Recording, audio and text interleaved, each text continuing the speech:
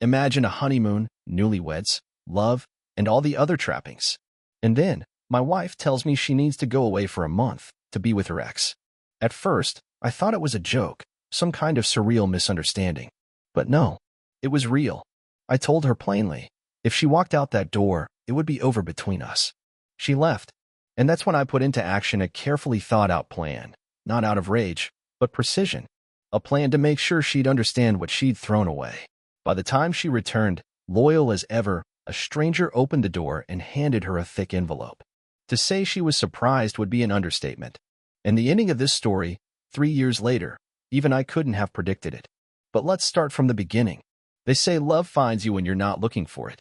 I used to think that was a bunch of nonsense. I wasn't some hopeless romantic. I was a practical guy.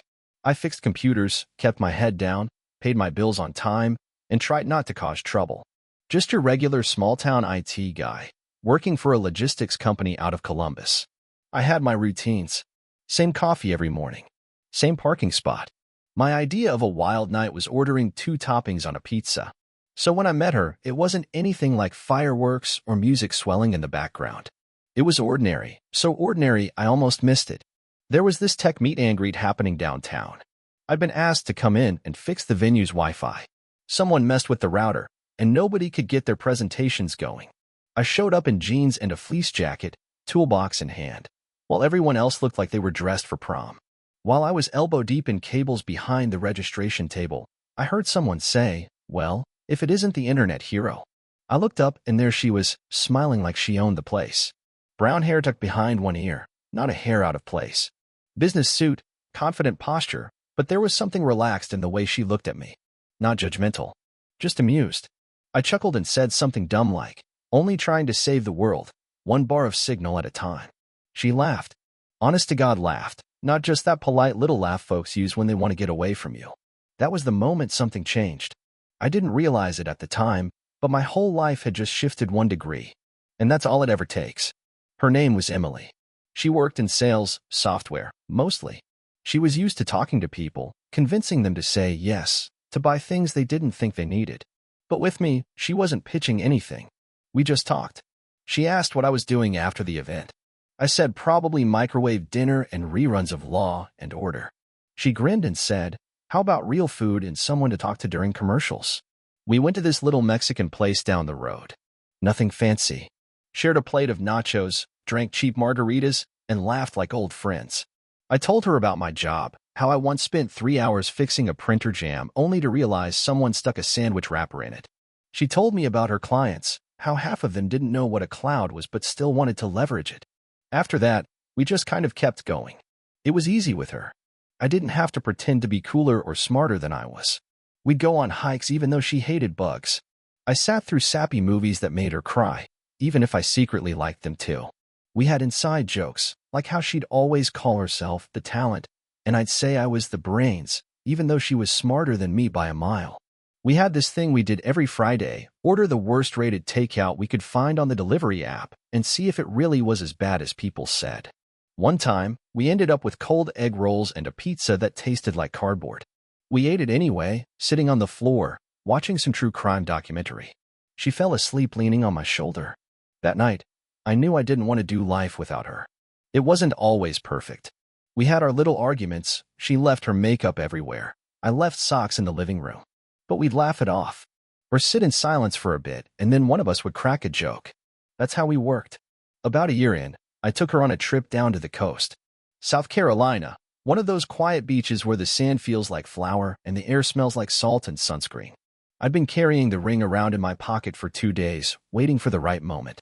Sunsets came and went, and I chickened out every time. But that last evening, we were walking barefoot along the shore. The tide was low, and the sky was this mix of orange and purple. She was talking about how her mom used to collect seashells, and I just dropped to one knee. No speech, no rehearsed lines. Just looked up and said, "Emily, will you marry me?" She gasped, then laughed, just like the first time we met, and said, "Yes. Of course, yes." I slipped the ring on her finger. It was too big, but she didn't care. We hugged, we cried, and we just stood there, soaking in the moment. I felt like I'd won the lottery without even buying a ticket. That night, back at the little beach rental, We sat on the porch with a blanket around us and no sound but the waves and the wind. I looked over at her, and she looked back, and in that moment, I knew this was it. My person. My forever. Life felt simple. Good. Like I'd finally come home. We decided to take a little trip down to Gatlinburg, just the two of us. No fancy resort or packed itinerary, just a quiet cabin tucked up in the hills, far from the noise. It was the kind of place where you could sit on the porch with a cup of coffee and just watch the mist roll off the mountains. Emily loved it there. She said it made her feel small in a good way. We needed the break, what with all the wedding planning chaos eating up every spare minute back home. We spent the first day doing absolutely nothing. Made pancakes in our pajamas, played a couple rounds of cards, napped under a blanket on the couch with the fire crackling. I was starting to think this was what marriage might be like. Comfortable, peaceful, warm. That night, we grilled some steaks out back and opened a bottle of wine. I remember thinking to myself, man, this is it. This is the good stuff. The next morning, things shifted. I was frying eggs and listening to some old country song humming from the radio when I heard her phone ring. She was out on the porch, wrapped in her favorite flannel, legs curled up in the rocker. At first, I didn't think much of it. Figured it was her sister or maybe her mom. I could only catch bits and pieces, muffled through the window, but something in her voice made me pause. It was softer, shaky even. She didn't say much, just a few quiet ahas and a couple I don't know replies. Then she came in. Her eyes were distant, like she was still somewhere else. She stood by the sink for a while, not saying anything, just looking at me. I turned down the stove and asked if everything was okay. That was Matt, she said finally. It took me a second. The name didn't register right away. Then it clicked. Matt, her ex-boyfriend. The one she dated in college, the guy I never asked too much about because, frankly, I didn't want to know. He was a chapter from a book I never opened. I wiped my hands on a dish towel and asked, what did he want? She hesitated. He's not well. I stayed quiet. She sat down at the table and fiddled with the edge of her sleeve. He called to tell me he's sick. Real sick. Says the doctors don't think he's got much time left. I leaned against the counter, arms crossed. I could feel my stomach tightening. And why's he telling you that? He said he didn't know who else to call. He's alone. He just wanted to talk to someone who used to care about him. I didn't say anything at first. Just looked at her. She wasn't crying, but her voice carried that tremble I'd only heard once before, when her uncle passed last spring. I thought you should know, she added, almost like she needed my permission to feel what she was feeling. And I'll be honest, I didn't like it. Not one bit. I said, taking a seat across from her. We're getting married in a few months. You and me. That means something. You can't go reaching back into old chapters every time someone from your past decides to pop in. I'm not trying to go back, she said. I felt bad. He sounded scared. He's facing something real, and I thought, maybe I could listen, just once. I shook my head. That's not your place anymore. That door closed a long time ago. You don't owe him anything. She went quiet then, reached for her coffee, but didn't drink it. I kept going. Look, I'm not trying to be cold. I'm really not. But it's not just about talking. It's about opening the door. Once you open it, even a little, things come through you can't take back. We've built something here, something real. I won't share that with anyone, especially not a guy who had his chance and lost it. She nodded, slowly. I understand. I wanted to believe her. Later that day, we tried to move past it. We went into town, bought some fudge from a little shop near the river, and rode the skylift up to the overlook. We took photos, smiled for strangers, even kissed under the big wooden arch at the top like teenagers. But I could feel it hanging in the air. That call, it left a crack. Small, maybe, but noticeable. Back at the cabin, she promised it wouldn't interfere with anything. Said it was just a moment of weakness, a call she didn't expect. Swore she wouldn't talk to him again. I nodded, said okay, and tried to let it go. We watched a movie that night and ate popcorn. She laid her head on my shoulder. I kissed her forehead and told her I loved her. But in the back of my mind, I kept thinking, if the past can find its way back once, what's stopping it from doing it again? I'm not the kind of guy who believes in fairy tales, but I do believe in showing up and giving your best shot. That's what I did with the wedding. Even after that call from Matt, I told myself not to let it ruin something good. Emily had promised it wouldn't get in the way. So I pushed the unease aside, filed it away like an old receipt I didn't want to look at anymore. Figured I'd trust her. That's what marriage is about, right? We kept things simple. No ballroom, no ice sculptures, none of that over-the-top junk you see in movies. We found this patch of land outside town, nothing but a wide green field under open sky, with a barn nearby for the reception. Weather cooperated better than I could have hoped for. The sun was warm but not brutal, with a nice breeze that rustled through the trees like nature was nodding along with us. Emily walked down the aisle with her dad while a friend of mine played acoustic guitar. She looked beautiful, no question. White lace dress, long train, and that quiet little smile that always got me. But I'll be honest, even as I stood there grinning like a fool, part of me was still watching her eyes, looking for something. She looked happy. Or maybe she was just good at looking happy. I couldn't tell anymore. The ceremony was short and sweet. Vows we wrote ourselves. Hers talked about laughter and adventure and building a life full of meaning. Mine were simpler, talked about loyalty, about showing up on the hard days, about always making her coffee the way she liked it. Folks laughed, some cried, and when it was all over, we kissed under a homemade arch her dad built out of driftwood. Reception was full of barbecue, cold beer, and dancing under string lights. My cousins tried to outdo each other on the dance floor. Her mom gave a toast that got everyone choked up. We cut the cake, chocolate inside, her favorite, and someone started a sparkler send-off even though we weren't leaving right away. It was one of those nights where the air feels heavy with something real, something you can't quite name. A couple days later, her parents surprised us with a gift, a trip to Hawaii. 1 week, all expenses paid. I was speechless. I mean, I've been planning to take her somewhere eventually, but this was above and beyond. Flights, hotel, even some excursions already booked. Emily squealed like a kid on Christmas. I just smiled and hugged them both, trying to show how grateful I was. The flight was long, but we passed the time making dumb jokes and trying to figure out how to use the seatback screens. We landed in Honolulu and were met with those fresh flower leis, just like in the postcards. Everything smelled like plumeria and ocean air. The hotel sat right on the beach, balcony facing the water. It was one of those places you don't ever forget, no matter how old you get. We did everything you'd expect. Snorkeled with sea turtles, took a helicopter ride over the volcanoes, ate poke and drank cocktails with umbrellas in them. We rented a Jeep and drove the road to Hana, stopping at waterfalls and fruit stands. Took photos everywhere, most of them blurry or crooked, because neither of us could hold still long enough. Mornings were slow and quiet. She'd sip coffee on the balcony, legs tucked under her, hair tied up in that lazy way that always made her look even more beautiful. I'd sit beside her with my arm draped over the back of the chair, not saying much, just watching the waves roll in. There was something peaceful about it, like we'd stepped out of real life for a while. But even in all that paradise, I started noticing little things. Sometimes I'd be telling a story or cracking a joke, and she'd laugh a second too late, like her mind had to catch up. At dinner one night, I asked her what she was thinking about, and she just said, "Oh, nothing," while staring out at the horizon like it held some kind of answer. And when I reached for her hand on the beach, hers felt colder than it should have. She didn't talk about the wedding much. Didn't ask to look at the pictures I'd uploaded or go through the guest book her aunt made. That was strange for her. Emily always liked reliving memories, flipping through photos and pointing out details. This time, she acted like it had already happened a long time ago, like it was something she'd filed away. I didn't say anything, just kept going with the motions. Smiled, planned our next outing, tried to brush the feelings off like sand from my shoes. But deep down, I could feel it again, that same crack I'd noticed after Matt's call. Still small, still quiet, but it was there. I told myself maybe I was tired. Maybe she was just adjusting. People get emotional after weddings, right? Maybe she was overwhelmed.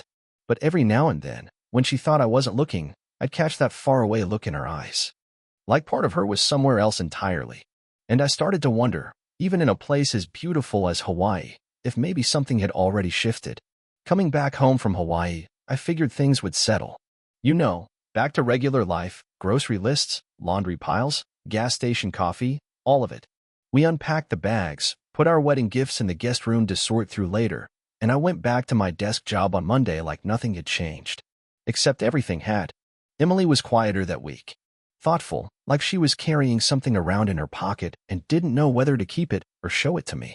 I chalked it up to post-wedding come-down. Big highs make space for heavy lows. That's what my uncle used to say. I gave her room. Didn't push. Figured she'd shake it off once we got back into a rhythm. But on Thursday night, just as I was settling into the recliner with a bowl of leftover pasta, she came into the living room, stood in front of the TV, and turned the volume down. "We need to talk," she said. Now, there ain't ever been a time when those 4 words meant something good. I put the bowl down and gave her my full attention. "All right. What's going on?" She sat down across from me, tucked her legs under herself, and took a deep breath. Then came the blow I never saw coming. "I want to move in with Matt. Just for a little while. A month. Maybe less." The room went quiet. My heart beat once, loud and solid like a hammer on a board. I didn't raise my voice. I didn't get up. I just looked her dead in the eyes and said, "You want to move in with your ex-boyfriend?" She nodded slowly. "He needs help. Real help. He's not doing well." I leaned forward. "And that's your responsibility now?" "No. It's not about responsibility. It's about doing what's right." I laughed once, but it wasn't out of humor. More like disbelief trying to squeeze its way out of my throat. "We just got married, Em. You're my wife now. You stood in front of everyone and said I was the one you wanted to build a life with. You can't go live with another man and call it a good deed." She wiped under her eyes. "I'm not going there to be with him. He's dying and he has no one. He doesn't even have family close. He called me because he trusts me. I don't expect you to understand." "You're damn right I don't understand," I said, louder now. "You think this is some small thing? That I'm just going to sit here and wave as you take your suitcase over to your ex's house? This isn't a book club, Emily. This is a marriage." "I know," she whispered. "No, I don't think you do," I replied. "If you walk out that door to live with him, even for a day, I'm filing for divorce." No discussion. That stopped her for a second. She looked like someone had slapped her, but not surprised. Almost like she knew it was coming. She said she didn't want to hurt me. Said she never meant to put me in this position. But this thing with Matt, felt like something she had to do. Called it a moral obligation. Called it human decency. Called it the right thing. I didn't care what she called it. It was wrong. She cried for a while. We sat in silence. I didn't comfort her. I'd done plenty of that. This time, she was the one leaving the wreckage behind. The next morning, she packed a duffel bag. Took her gray sweater, her toothbrush, and that worn-out journal she carried everywhere but never let me read. She paused in the doorway like she was waiting for a last-minute miracle. I didn't say a word. Just watched her walk out, get in her car, and drive away. Later that day, she called her parents. I wasn't there for the conversation, but she told me about it later, said she thought they'd understand, maybe even support her. But they didn't. Her mom cried.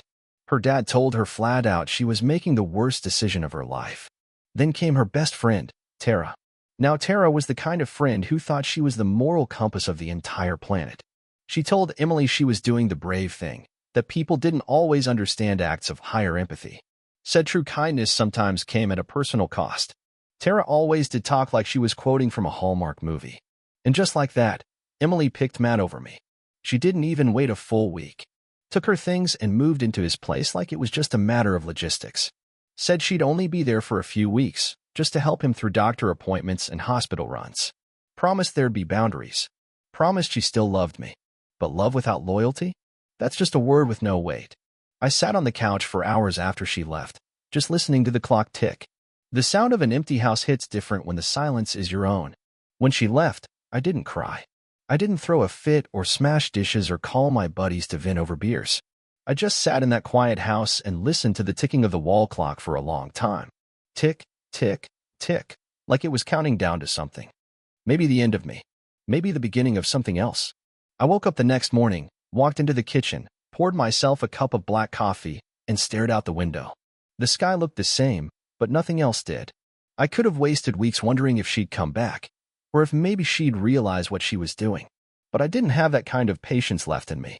So I got to work. First thing I did was drive down to the courthouse. Marched right into the clerk's office and filed for divorce. No hesitation, no second thoughts. The woman at the counter gave me a sympathetic smile, probably thinking I looked like a kicked dog. I wasn't. I was a man getting back on his feet. Next stop, the real estate office. The house was in my name. Bought it before I even met Emily. I had worked 2 jobs back then, one in IT during the day and stocking shelves at night to save up that down payment. I'd painted every wall myself, laid down the floors, fixed the gutters, trimmed the hedges. That house was mine, but it had her fingerprints on everything now, and I didn't want it anymore. The agent came by that afternoon. Walked through the place with quiet respect. I didn't tell him much, Just said I was relocating and needed it listed fast. He said he could make that happen. Then I drove to the bank, pulled out every dime from our joint account. It wasn't a fortune, but it was enough. Enough to start over. I closed the account altogether. Set up a new one in a different bank, under a different name. I even moved my retirement fund, rewrote my insurance beneficiaries, updated my address on every single form that mattered. I didn't do any of it with anger in my heart. I did it with clarity. There's a difference. After that, I contacted a guy I knew. Not a friend, exactly, but someone I'd met through a buddy a few years back. He was a private investigator, quiet, discreet, and thorough. We met in a diner on the edge of town, both of us drinking burnt coffee in a corner booth like something out of a low-budget movie. I slid a photo across the table. Emily, if she's doing more than helping him, I said, I want to know. I want proof. He nodded once, tucked the photo into his folder, and said he'd start that day. Cost me more than I wanted to spend, but I didn't care. It wasn't about vengeance. It was about truth. I wasn't going to be the guy who kept making excuses, who waited around like a fool while his wife played house with someone else. Over the next few days, I sold what I could. Tools, furniture, some collectibles I'd held on to since college. Boxed up old photo albums, stored them in my brother's garage. I even donated my dog-eared stack of books to the library. It all felt like shedding skin. I kept things moving. No long pauses. No staring at walls. Every day was another step toward the exit. I made a checklist and crossed things off one by one. Utilities, canceled. Mail forwarding, set up. Bills, paid ahead. Per tuned up. I even got new tires, just in case I decided to drive farther than planned. And I didn't tell anyone, not my folks, not my coworkers, not even my oldest friend. I didn't want questions. I didn't want sympathy. I wanted a clean break. On the last day, I stood in the kitchen, same spot where Emily had told me she was leaving. I looked around one final time. That old wooden dining table where we used to eat Sunday pancakes. The couch where we curled up with popcorn. Her boots by the door still there, like she'd be coming back. I picked them up and tossed them in a donation box. Took one last swig of cold coffee and walked out the door. I didn't leave a note. Didn't leave a message. She'd made her choice. Now I was making mine. I drove west, no set destination, just a need to move. Gas station to gas station, town to town. I stopped in a quiet place with mountains in the distance and a diner that didn't ask your name when you sat down. Rented a room above an old auto parts store and started working remote gigs online. Just enough to keep going. Some nights I sat in the dark and listened to the hum of the fridge, wondering how two people who promised forever could fall apart so fast. But I never regretted leaving. Not once. I'd given her everything I had, and when she walked away, I didn't chase. I just vanished. About 2 weeks after I disappeared, I got a message from the detective. He kept it short, didn't need to say much. Just a few lines, straight to the point. She's not just helping him. She's staying in his bedroom. Thought you'd want to know. He attached a couple of pictures. One of them was blurry, taken through a window. But even blurry, you could tell what was happening. Her silhouette, curled up next to him on the couch, head resting on his shoulder, his hand across her back like they never missed a beat. That was all I needed. I didn't even feel anger anymore. Just a dull acceptance, like hearing the final thud of a nail in a coffin you already knew was being built. She had made her choice. She hadn't stumbled into it or gotten manipulated. She chose it, step by step. And I was done. Funny thing is, she kept calling me like everything was still up for negotiation. Left voicemails asking if I was okay, telling me about her day, sometimes even laughing about little things like she expected me to call her back and say, "Hey babe, glad to hear from you." I never answered. Not once. I let the messages pile up, didn't even listen to most of them. I wasn't going back. Not after everything. Then about a month later, I got another message, this time from her. It was frantic. "I need to talk to you. Please call me. It's about Matt. It's important." I ignored it, like I had the rest, but then she started sending more. Rapid fire. The kind of panicked messages people send when their world starts cracking in real time. Finally, she wrote it all out. Matt had been lying. There was no terminal illness. No doctors. No hospitals. It was all fake. She said she found receipts for concert tickets, saw him posting gym selfies, and overheard him laughing on the phone about how easy it was. She called him out, and he didn't even try to deny it. Just told her she was predictable and left the room. She told me she packed her bags, furious, and caught the first ride back home. Said she realized too late what she'd thrown away. Said she missed me. But when she got to the house, our house, nothing went the way she expected. She tried to unlock the front door, and the key didn't work. She jiggled it, tried again, and still nothing. Then the door opened. It wasn't me on the other side. It was a young couple, maybe late 20s, early 30s. Clean-cut, polite, confused. The woman asked if she was looking for someone. My ex stared at them, probably thinking they were some kind of contractors or guests. I live here, she said. No, the man replied, we do. We just bought this place 2 days ago. She stood there stunned. Must have looked like a ghost standing on the porch, holding that old duffel bag. That house had been hers as much as mine, at least in the way she saw it. Now it wasn't hers at all. They told her I'd left an envelope for anyone who might come asking for me. The man handed it over, nice as could be. Said I told him to expect a visit. Inside that manila envelope was a copy of our divorce paperwork, signed, notarized, and filed with the court. My new address wasn't listed. My phone number had been disconnected. Everything was clean and official. Like I'd never been there at all.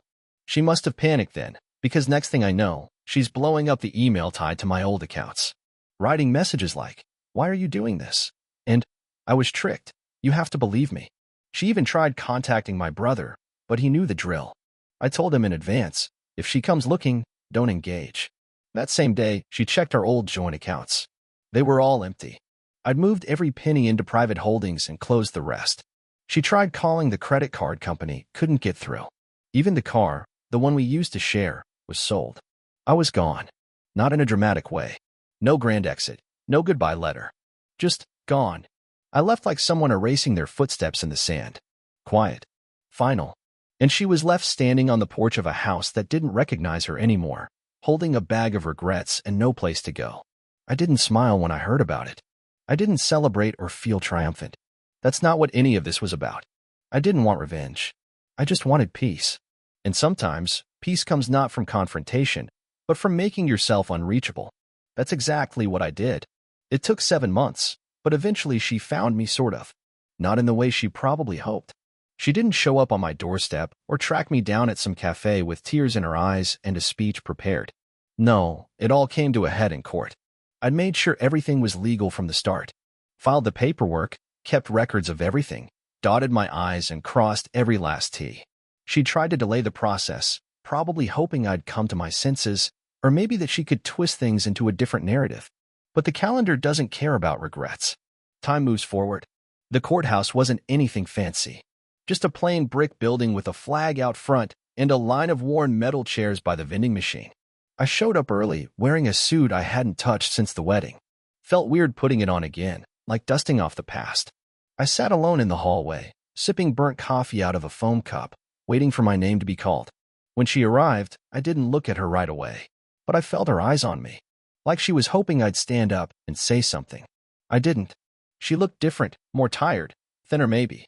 The light in her eyes wasn't gone, just dimmed. Still beautiful in a way, but there was something hollow behind it.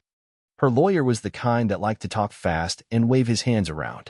He opened with the sympathy routine, said my leaving had caused her emotional stress, that she had acted out of a misguided heart, not malice.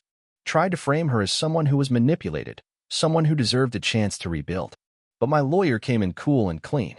He didn't need to raise his voice. He let the evidence speak. First came the pictures, clear as day. Emily and Matt on his porch, arms around each other, faces close. Another of them walking into a restaurant holding hands. Then came the texts, dozens of them. I miss you. It feels right. He'll understand eventually. Things you can't explain away. And then the money trail bank statement showing the withdrawals she'd made from our joint account before I closed it. Charges to gift shops, restaurants, even a spa. All while she was supposedly just helping a dying man. The judge sat there quiet through it all, flipping through the files like he'd seen this movie 100 times. When he finally spoke, he didn't draw it out. Divorce finalized. No alimony. No claim to the house. No share of the savings. Just what she walked in with, her clothes, her name, and the regret she now wore like a second skin. She didn't cry in the courtroom. I'll give her that. She held it together. But once we stepped into the hallway, it was a different story. I was walking toward the exit, bag over my shoulder, when I heard her voice. Please, can we talk? I stopped but didn't turn. Just give me 5 minutes, she said, stepping closer. I need to say something. I need to understand how we got here. I turned then, looked her dead in the eyes. She was trembling, lips parted like she was still trying to find the right words. I'm not interested in talking, I said. Calm. Even. Her eyes welled up, but I didn't move. I didn't reach out or soften my voice. I just stood there, a man who had been through the fire and wasn't willing to get burned again. She opened her mouth to speak, but nothing came out. Just a shaky breath. I gave her one last look, not angry, not cruel, just final, and walked out of that courthouse without looking back. Outside, the sun was bright and a little too hot for a spring day. I loosened my tie, took a deep breath, and let it all go. She'd wanted closure. But the truth was, she already had it. It came in the form of choices made and bridges burned. And I wasn't going to rebuild something that never should have been shattered in the first place. 3 years passed. Not all at once, but slow and steady, like a tree growing taller while you're too busy living to notice.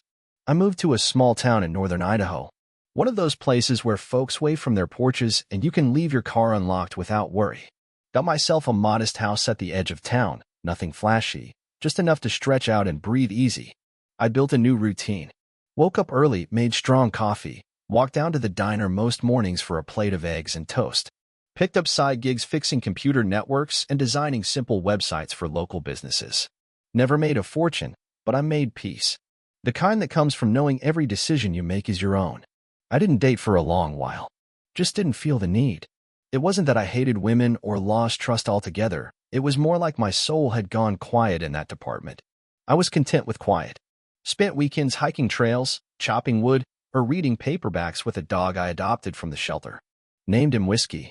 He followed me everywhere, even waited outside when I shopped for groceries.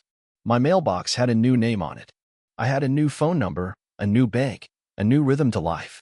Every trace of who I used to be was buried under the dust of deliberate choices. I never looked back. Didn't check up on her. Didn't stalk social media or dig through old messages. That part of my life was a locked box, buried deep. Then came that rainy afternoon. I remember it well because the clouds had rolled in fast, and the smell of wet pine drifted through the open windows. I was on the couch with whiskey at my feet, half asleep watching an old western, when I heard the knock. 3 short raps. Hesitant. Not the kind neighbors give when they want to borrow a tool or drop off pie. I opened the door and froze. It was her. Emily. She looked older. Not in a harsh way, just different. Tired around the eyes. Her hair was longer, pulled back in a messy bun, and rain had soaked the shoulders of her coat. She wasn't alone. On her hip, she held a little girl, maybe 2 years old, maybe less. Big brown eyes, a soft tuft of dark hair, and a confused look on her face like she knew something was off but didn't understand what. For a moment, none of us spoke. Just the sound of rain ticking off the porch roof. "Hi," she said finally. Her voice cracked. "Can I come in?" I stepped aside without saying a word. We sat at the kitchen table, the 3 of us, while Whiskey watched from the corner, ears perked. She launched right into it. Said she'd made the biggest mistake of her life. That after the trial, she spiraled, lost her job, bounced around, even cut ties with Tara. Said Matt vanished not long after she confronted him, and that she hadn't seen him since. Claimed he'd used her, played on her guilt, and walked away without looking back. Then she looked at the girl in her lap. "She's yours," she said. I didn't flinch. Just stared at the kid, who was busy gnawing on the sleeve of her raincoat. "I found out a few months after I moved in with him," Emily continued. "But I didn't know how to tell you. I thought maybe you wouldn't want to see me, and I wouldn't blame you." She started crying then. Said she was sorry, that she didn't come for money or pity, just for a chance. A fresh start. She said the little girl deserved to know her father. Said we could figure it out. Raise her together. I didn't shout. Didn't accuse. I sat there for a long moment and finally said, "We'll take a paternity test." Nothing more. That's where we start. She nodded, probably expecting that answer. A week later, the results came in. Negative. Not mine. I remember sitting in the clinic parking lot with the envelope in my lap, fingers tracing the edges before I even opened it. When I finally read the paper, there was no shock. Just that same quiet peace I'd worked so hard to build. I folded the paper neatly, tucked it in my glove box, and drove home. Emily tried calling again. Left one message.